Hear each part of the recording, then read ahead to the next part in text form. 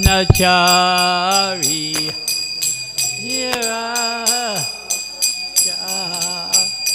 Jaya Radha Madhava Kunja Bihari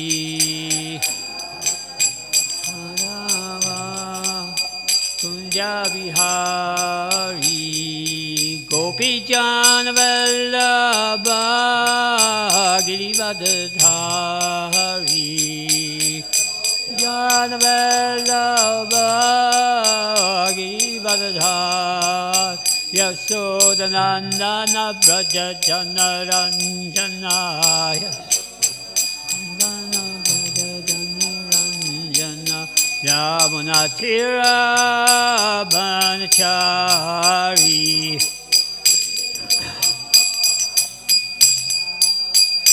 Jaya Radha Madhava Kunja Bihari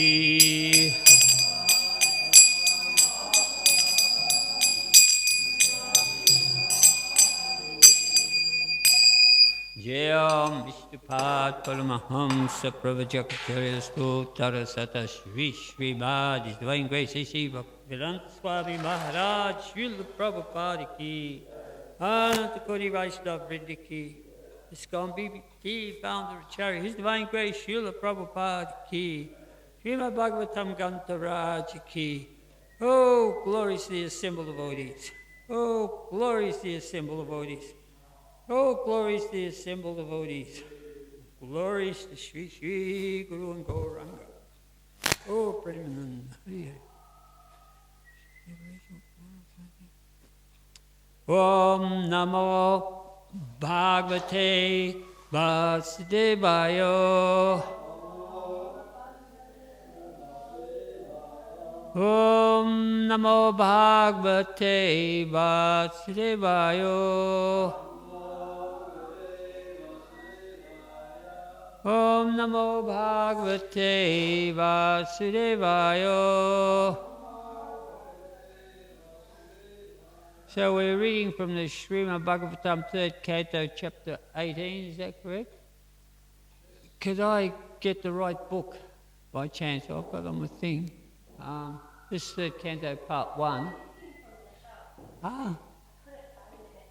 Oh, you couldn't find it? Yes, so you go with this one. Well, I've got it here on my phone. Yes.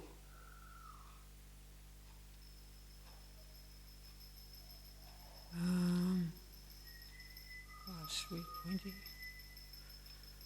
Be a little while. I just got all these little.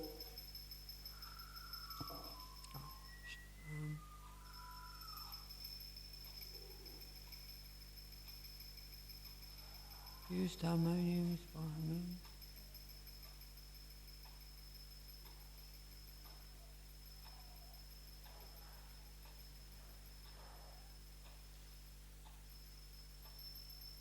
It's all right, I've got it here, so. Okay, so we are reading from Srimad Bhagavatam, 3rd chapter 18, 3rd Canto 18, chapter 20th, verse. Daitasya Yagya.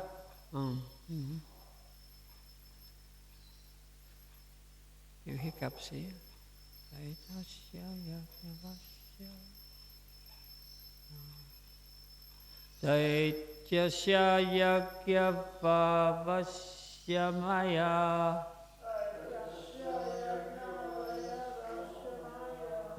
Grihita Varahata Nurmahatmana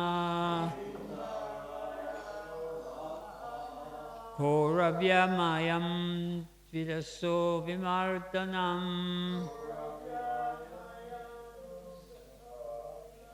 Didrikshur Agadvishibhiritasvarat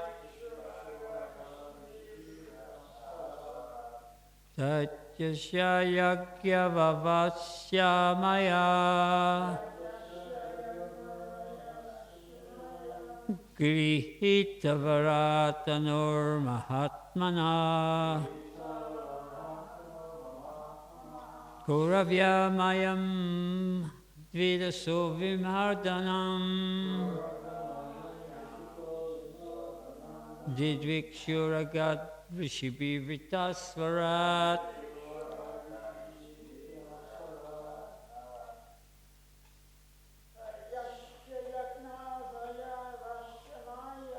Tatyasya yajna vavayasya maya vihito mana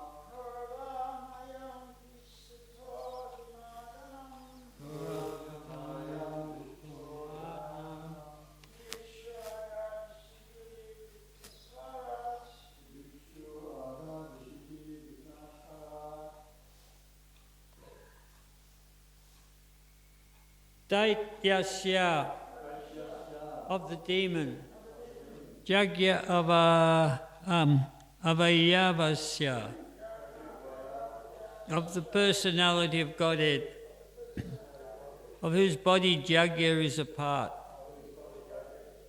Maya, through his potency, Grihita was assumed, Varaha of a boar, Tano, whose form, Maha-Atmana, of the Supreme Lord, Kuravya, O Vidura, descendant of Kuru, Mayam, for the sake of the world, Dvisato, of the two enemies, Vimardhanam, the fight, Didvikshu, desirous to see, Agat came, Rishibi, by the sages, Brita, accompanied, Shwarat, Brahma. Translation, O descendant of Kuru, Brahma, the most independent demigod of the universe, accompanied by his followers, came to see the terrible fight for the sake of the world between the demon and the personality of Godhead, who appeared in the form of a boar. Purport by Srila Prabhupada. The fight between the Lord, the Supreme Personality of Godhead, and the demon is compared to a fight between bulls for the sake of a cow. The earth planet is also called Go, or cow, as bulls fight between themselves to ascertain who will have union with a cow. There is always a constant fight between demons and the Supreme Lord, or his representative for supremacy over the earth. Here, the Lord is significantly described as Yagya Vayava. One should not consider the Lord to have a body of an ordinary bull. He can assume any form, and he possesses all such forms eternally. It is from him that all the other forms have emanated. This boar form is not to be considered the form of an ordinary hog. His body is actually full of jagya, worshipful offerings. Jagya sacrifices are offered to Vishnu. Jagya means the body of Vishnu. His body is not material. Therefore, he should not be taken to be an ordinary boar. Om Agyanat Timirandasya Jananjana Salakaya Chaksurud Militam Yena Tasmei Shri Gurave Namaha Durga Me Padimendasya Skalapate Katirmuhu Swakripa Yustadanina Shantu Shantu Avalambanam. Wow. Okay. Huh? Oh, it's more the purport. Oh, sorry. Okay. I missed that. Brahma is described in this verse as Swarat. Is actually full independence is exclusive to the Lord himself. But as part and parcel of the Supreme Lord, every living entity has a minute quantity of independence. Each and every one of the living entities within this universe has this minute independence, but Brahma, being the chief of all living entities, has a greater potential of independence than any other. He is the representative of Krishna, the Supreme Personality of Godhead, and has been assigned to preside over universal affairs. All other demigods work for him. Therefore he is described here as Svarat. He is always accompanied by great sages and transcendentalists, all who came to see the bullfight between the demon and the Lord. Here we are. So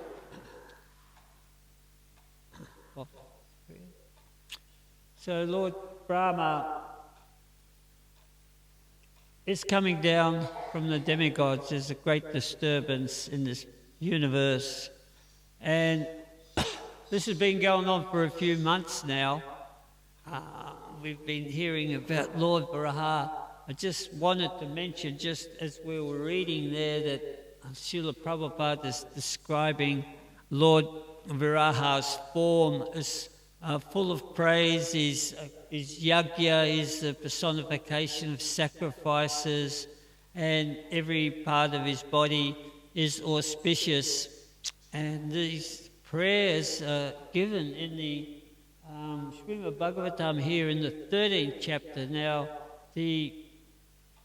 this particular Leela starts in the 14th chapter, but in the 13th chapter it speaks about the Lord's incarnation. In his first incarnation is in his form as a boar. So the Lord comes in two incarnations, as we know. One is the white incarnation, the other is the red incarnation. So first of all, the white incarnation of the boar came about when Lord Brahma was creating the universe, and somehow or other the earth slipped into the waters of the Govardhana. And Lord Brahma he panicked and he prayed to the Lord for some help, and the Lord appeared as Varaha out of his nostril, and he descended into the waters and he saved the earth at that point in time. And there the prayers were offered to the sacred form of Varaha, that how is Jagya Purush. He is the personification of all Vedic sacrifices, which is mentioned here. So then, of course, in chapter 14, now we're on to chapter 18. So this story's been going on for about 4 or 5 months. It's just sort of been progressing. So I'll just go back to the beginning for those of us who may be listening on the airwaves and devotees here, that chapter 14 we hear about the pregnancy of Diti. She's the mother of the demons. So Diti is the mother of demigods and Diti is the mother of demons. They're both married to Kashyapa Muni. So Kashyapa Muni had 13 wives, so Diti was the only one of the wives that did not have any offspring. So she was anxious to conceive offspring to Kashyapa, and she approached him very forthrightly at an auspicious time, and she conceived 2 great demons in a womb, and Hiranyaksha was one of them. So Diti became aware of this, and she did not want to disturb the order of the universe. She knew how great these demons were, so she kept the embryos in the womb for 100 years. But what happened was the energy of these demons was so potent that even from the womb they began to blacken out the sun and the moon. So the whole universe turned dark just because of the demons within the womb for 100 years. So the demigods became very morose because they couldn't conduct the affairs of the universe. They couldn't see. So then they approached Lord Brahma and said, "What's going on?" So then the 33 million demigods were in great peril because they seemed to have lost control of being able to manage the universe, and they were unable to perform their duties.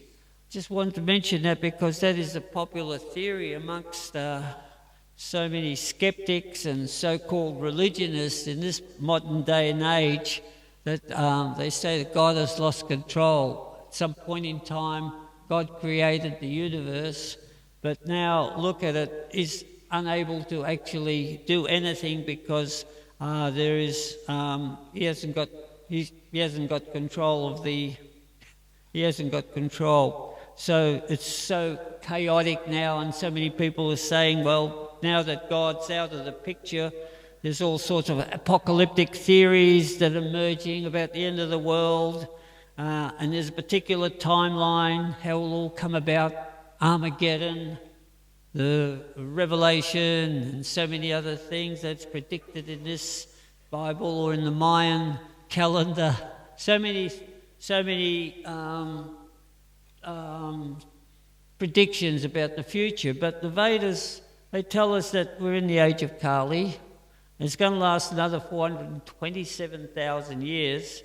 And there's already been lots of Kali Yugas in Lord Brahma's life. So how do we measure ours? Is ours actually the worst Kali Yuga? Is it going to be the final one? It's hardly likely. And Krishna explains how it all works in the Bhagavad Gita in 3rd chapter, verse 10, Sahajagya praja shrishva purvocha prajapati anena prasa visajam issa vos to istakama dik. That in the beginning, the Lord of all creatures created men and demigods along with sacrifice and sent them forth and said, be happy by this sacrifice because everything that is necessary will be bestowed upon you. So this is a structured universe. Of course, Lord Brahma, he's the Adi, he's the first principal demigod. And then all the other 33 million demigods, they are performing all the functions of the material universe. But to connect with the demigods, you need yajna, you need sacrifice. And then if you have that, then everything is suitable and pleasant, and the purpose of human existence is to go forward and to achieve liberation, which is what the Varna ashram system does. So presently, or when the demigods, presently and other times when the demigods don't get any sacrifice, then the supply of necessary ingredients is reduced. And on Earth, it's becoming clear that we're coming into this phase now. So the government, instead of worrying about the Earth's resources, they're more concerned about destroying their enemies. So there is an example of this also in the Srimad Bhagavatam with King Vaino. So he was the son of a pious king. I can't remember the king's name. But Vaino just happened to be a very, very cruel king. He was called Cruel King Vaino. We just found out a couple of weeks ago that he used to associate with Banu Sura, and he turned him because the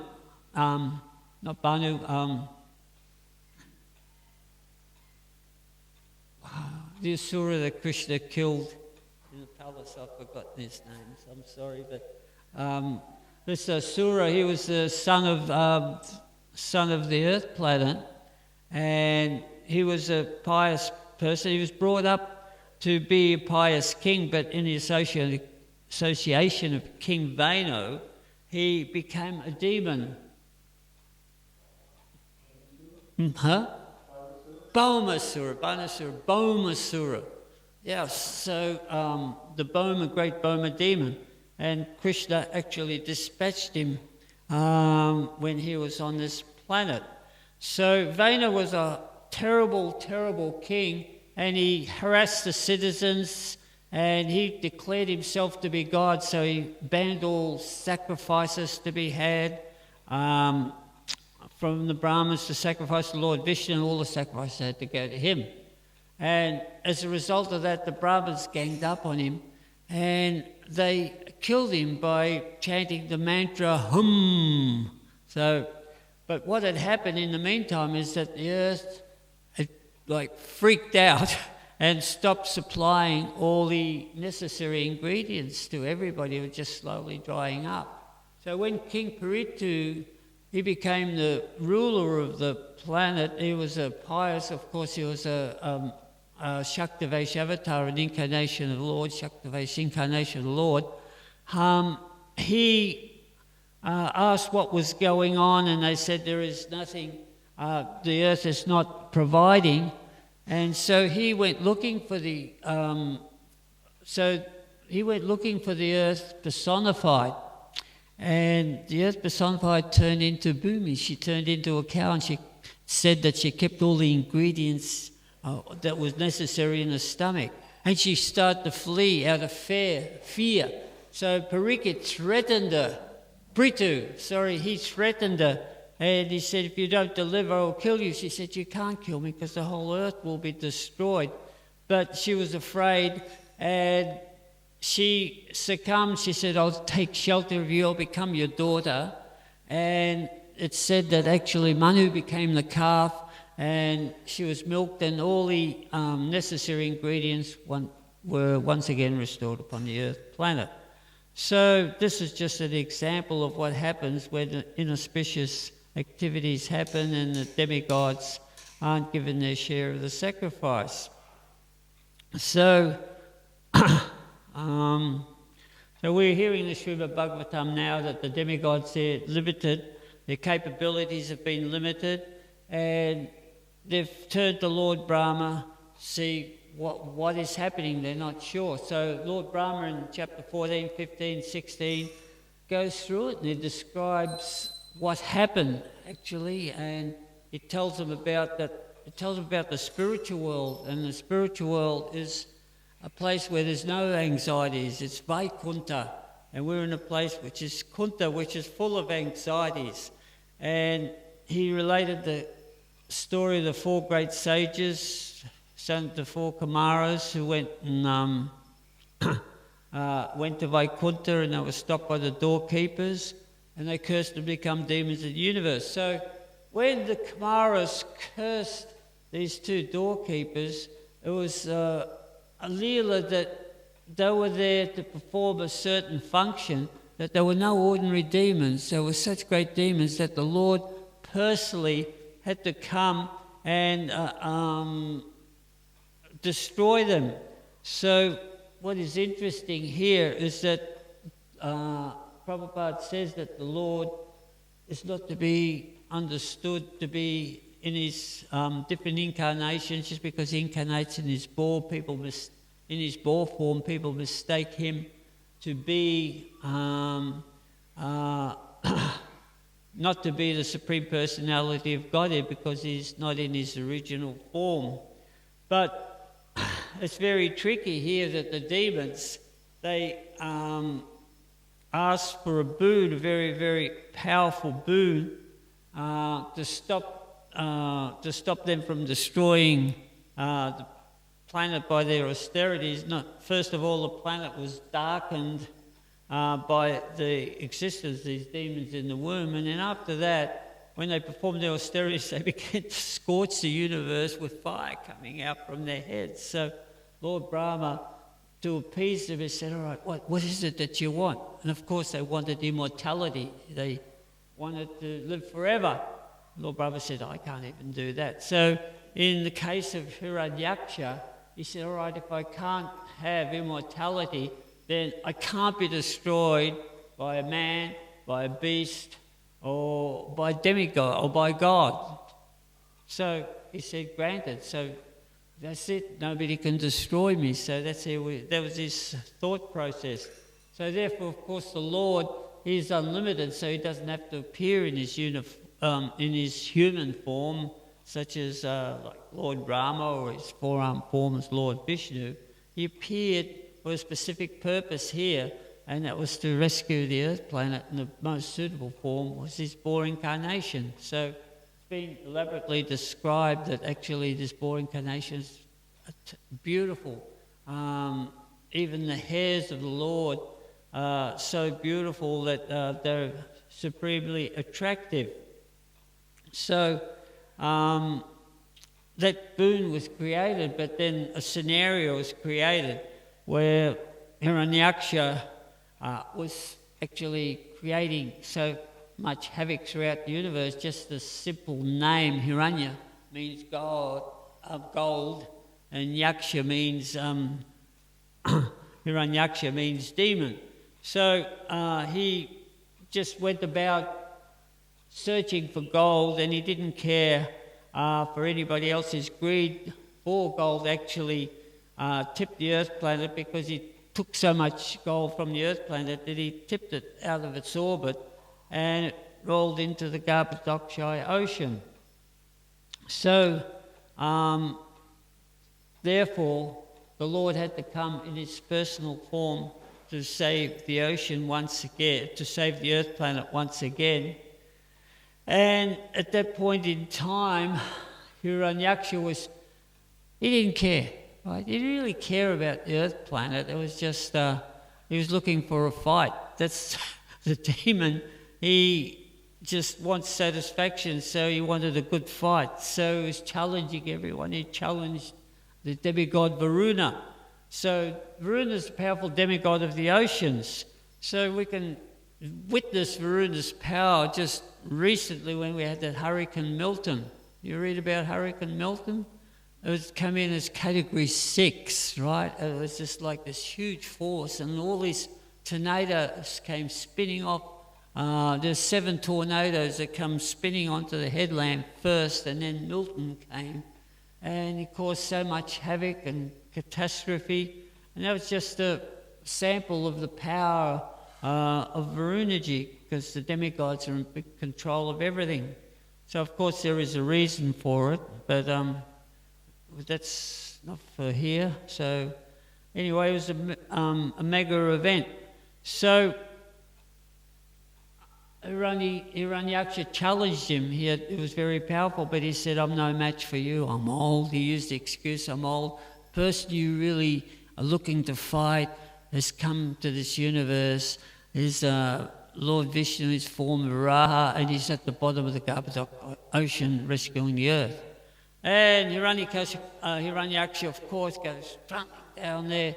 The universe is just sort of, by their mystic powers, they go from one planet to another place. It's all interrelated. That's the amazing thing about it. For us, sort of with our earthly eyes, we postulate about the stars. Sometimes you see a photo of the galaxy where there's multi-million stars there, and we don't know what's there. We don't really have the information that's there, but in the Srimad Bhagavatam it says that we can travel from one planet to another just by the speed of the mind. So then Hiranyaksha approached the Lord as he was lifting the universe, and he challenged him to a fight. So a mega event was just about to unfold, where the Lord, in the form of a boar, was going to have a fight with a demon whose power was just, there was no rival to his power in the universe. He was like the most powerful person in the universe, and everybody was totally afraid of him. So this point in time, Bhagavad Gita says, Paritranaya sadnam vinasya cha duskritam dharma samstapat ataye sambhavami yuga yuga. So the Lord actually incarnates to take care of it. So when the demigods are not able to perform their function, it's not like the Lord is forgotten. Normally the demigods are in charge, and it's all going on, even though the demoniac mentality may be causing so much havoc, but still the earth planet remains. And said the Lord, Prabhupada says the purport, the Lord or his representatives once again restore the balance. But actually when the representatives, the Lord can't do this, the Lord comes in his own form. So the Lord, of course, came in this form as Varaha, so he was neither beast, neither man or God, but he was all of them. So then, of course, Varaha did not understand, Hiranyaksha, he didn't understand that. He just wanted to fight him, and he said, oh, best of the demigods, when you have succumbed by my mace, then all the other demigods who worship you will cease to exist. So he was in ecstasy that he was fighting Vishnu, and for him, he just saw this animal there, and he had no idea of who he was up against. So he was very, very powerful that he was able to strike the Lord with his mace and draw blood. So we're speaking about that yesterday. Ramai Mara was just talking about. So this is pastime, this is Leela. So, of course, him coming in this form as Viraha meant that he was able to give the Lord a really, really good fight. And that's what you actually want to see. You don't really, when there is a match or a contest or something, nobody wants to see a one-sided fight. I want to see a good fight. So Hiranyaksha was in a situation where it seemed that like no opponent had any advantage over the other. And here Lord Brahma had come to see this. It's sort of it's described to be a great spectacle, and he brought the demigods with him, but it was not like we're going to witness an event where you just enjoy a tournament or a competition between two combatants, you applaud, oh, that's very good, very nice. It was just like Krishna when he came to this earth, when Kamsa could not dispatch him through all his demons, he had a couple left, and he had these two huge wrestlers, Mustaka and Chanura, and said, well, I'll challenge him to a match, right? So there was it was a tournament, and of course Krishna and Balaram, they were only 11 or 12-year-old boys, and so when they were invited by Kamsa, who thought he was going to rig this whole match there, that these guys, he was just going on strength alone, that these guys would crush these boys. And when they came into the arena and Mustika and Chanura came out, everybody go and say, this is not a fair fight. Look at these boys.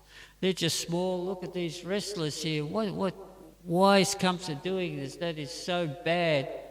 And of course, Krishna, he played on that. He said, or they challenged Krishna to a wrestling match, but Krishna said, we're just boys. We just wrestle in the forest. We just play a game. What is it that we're fighting with you two guys who are professional wrestlers? And they said, don't mess with us, Krishna. We know your super capabilities there. Just let's fight.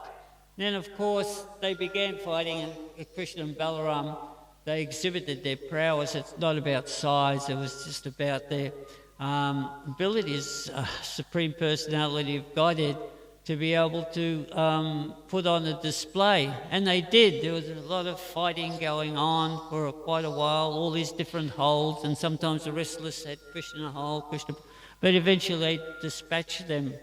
So, and a lot of the other incidents that were happening is like when Krishna was fighting all the other demons, like the Bakasura and Pralambasura and all the different demons. It said that comes out a stable of demons, and he'd send one along every day to fight with Krishna. And the demigods that come are to be sitting on the clouds with their wives, the denizens of heaven, and they'd see this great spectacle. And when Krishna dispatched the demon, they would shower flowers and hurry and sing, and it was a joyous occasion. So it was an event, right? But this is sort of not an event really, because the demigods that come down, they're totally afraid of this demon, that if he happens to beat the Supreme Personality of Godhead, then he's going to kill all of them. So they're afraid of what he'll do to them if he wins the battle. So when the demon actually knocked the mace out of Viraha's hand, the demigods became very fearful and going, alas, alas. But it was the Lord's pastime that increases the ecstasy. When you see a good match, it's going to and fro. Ultimately, everyone appreciates that. And for the crooked demons, they try to rig it so they don't want that to happen. But ultimately, the best the best contestant wins. So, but at that point in time, they weren't aware they were seeing this fight, and they were going with it because their lives were at stake. And Lord Brahma's praying. He said, "My dear Lord," he's praying with sincerity. He said, "Don't muck around with this demon. He's such a powerful person. He's just such a powerful demon. As it gets darker, he's going to get more and more power. So please dispatch him now." But the competition went on. So we will be reading more about this. So it's just that moment that we're in this Srimad Bhagavatam here. And that's the demoniac mentality there that is being exhibited. Sometimes it's described as being I, me, and mine.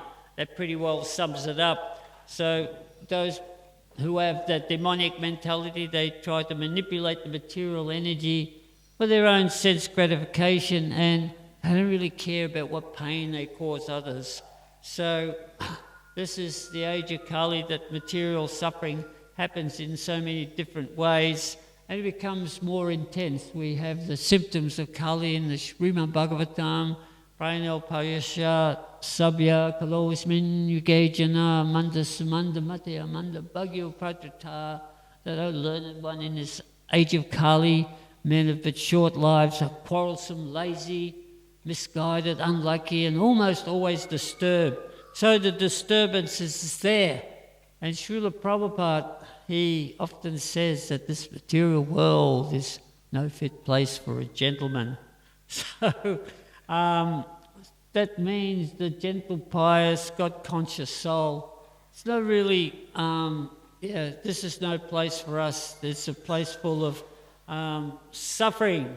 So the instructions are for us to all become Ghostanandis. So Ghostanandi is a preacher to tell everybody about the Supreme Lord.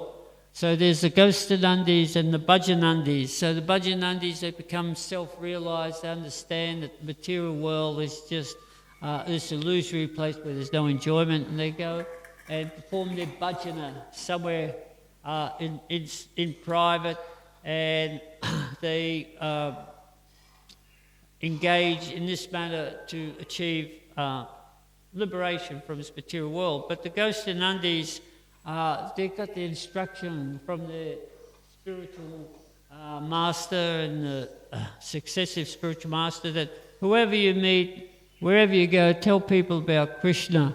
And of course the message is that the method of deliverance in this age of Kali is Jagya Sankirtana prayer. So we're all Ghostanandis in this regard, that we're trying to give that message for everybody that the only way forward is Bhaktaram Jagya Tapasam, that to get real peace from the material miseries that are being inflicted on us by all the different forces, not only the other demoniac sort of mentality of people, we've got the Adhyatmics, the miseries of our mind, the Adhybaltics and the Adhydevics, like the miseries of all these typhoons and earthquakes and whatever's going on. It's all there. So to attain peace from that, we just involve ourselves and everybody in Jagya Sankirtana prayer, chanting the holy names of Krishna, Hare Krishna, Hare Krishna, Krishna Krishna, Hare Hare, Hare Rama, Hare Rama, Rama Rama, Hare Hare. God. So does anybody want to make any comments about this particular? Yes. Well, just got a question. During the pastime, I've just been thinking about during the night of Brahman, the Earth and the lower planets especially go fall into the Govardhana Ocean. I was just wondering if this... Sorry, say that again. Is it the night of Brahman where all the planets become... Inundated. And they fall into the Govardhana Ocean? Well, yeah, the Govardhana Ocean rises it covers Svagaloka, the heavenly planets. The only planets it doesn't cover is the Tapaloka, Gyanaloka and Satyaloka. So these two things don't line up though, in terms of this has nothing to do with that? No, this is totally different. That this demon had such prowess that he was able to tamper with the structure of the universe, and in his desire to extract minerals such as gold, he caused so much instability, and he chose the Earth planet for this, and then the Earth planet couldn't sustain its orbit and fell into the Govardhana Ocean. That's the second incarnation of Varaha. I just quickly read about the first incarnation where Lord Brahma, somewhere or other in his construction of the universe, saw that the Earth planet had slipped into the Govardhana Ocean. I don't know what the reason is, but we're focused on this particular one where... And then Prabhupada also explains in a purport there, which is sort of stuck in my memory for many decades, is saying that if people tamper with all the different minerals in the universe and they extract all the iron and ore and all the different, that also affects the buoyancy, because it's just like the Earth is like a very, very subtle. It's like a boat has a ballast, so when they launch a boat, a big steel boat, normally you have to have some ballast to actually make that boat float. So it's just at that right level, right? So in that way, the Earth has got all the different minerals and planets and everything that is there, all the oil and so on and so forth. And so therefore, this type of civilization that is extracting all of this to sustain itself for its own sense gratification is causing imbalance. People are realizing this now, and this imbalance is causing so many different scenarios, just like the poles are melting at the bottom and at the top. So that is going to create so many turbulences, but it doesn't actually mean that this Earth is going to be destroyed. It's just going to go through this particularly hard time. But the demigods are always in control, and it is said that if need be, that the demigods can correct the situation when the necessary time comes, just like at the end of Kali Yuga, when Kalki comes and restores order and balance on the Earth planet, then the demigods come and they begin to supply the universe once again. Just like Mother Bhumi, she's a demigod and she withholds, and then she can actually release again. So we are under the jurisdiction of the demigods. So it's not like we've been forgotten, like the skeptics say, and the quasi-religionists, that actually God is always in control, sitting in our hearts. Is that right? Yeah. Thank you very much, Joe. Prabhupada.